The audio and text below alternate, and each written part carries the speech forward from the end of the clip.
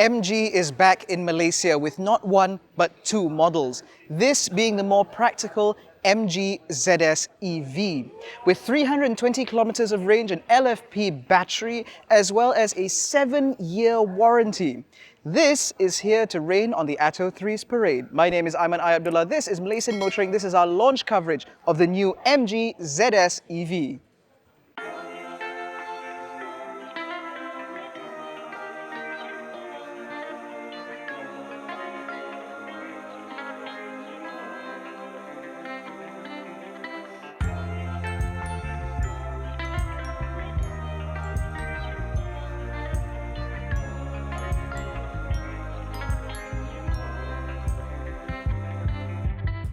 Now, the MG ZS EV will be available in just one Lux variant, with motivation coming from a 51.1 kilowatt-hour LFP battery with power going to the front wheels. Now, estimated range is about 320 kilometers. Charging can be done up to 50 kilowatt DC or 7 kilowatt AC, with the former being able to juice the car from 10 to 80% in a little over 50 minutes, whereas for AC charging, it'll take about 8 hours to go from dead to full. In terms of power, this car produces a little over 170 PS and a little over 250 Newton meters of torque. So while it's certainly not the most powerful crossover SUV out there, it should be plenty good enough for town use.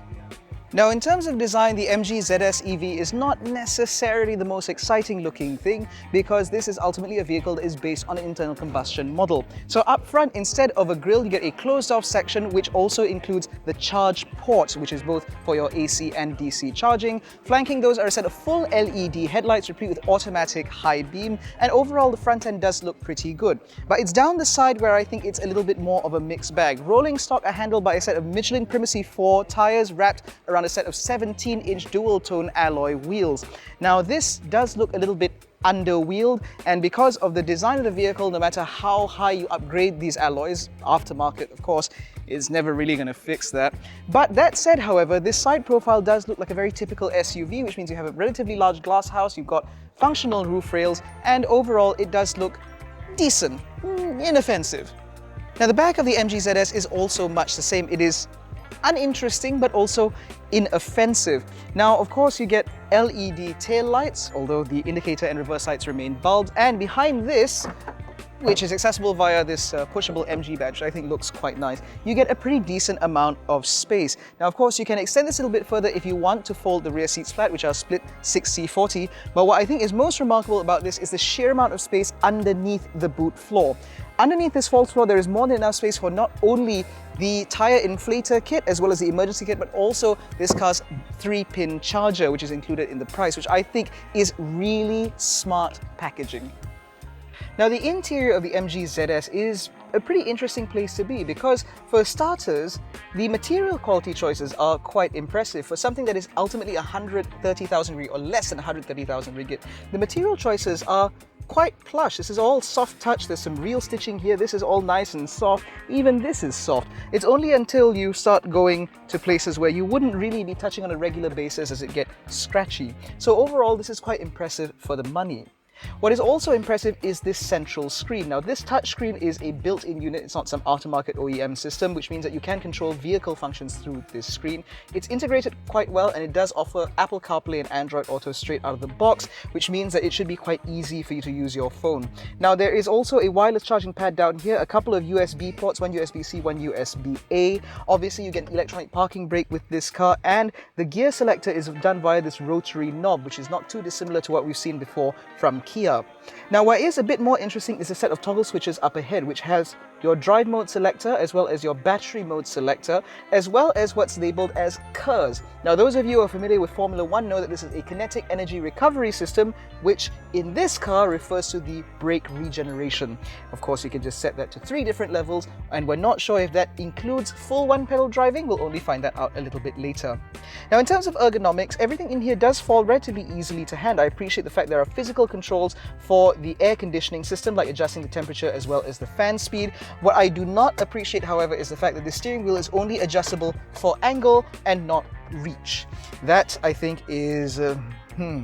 That said, however, at least you get a digital instrument cluster up ahead, which gives you all of the relevant information that you need, and it's displayed in a relatively crisp manner. And of course, there are physical buttons for you to control the majority of your functions, all from the steering wheel, which means everything should be quite easy to manipulate when you're out on the road.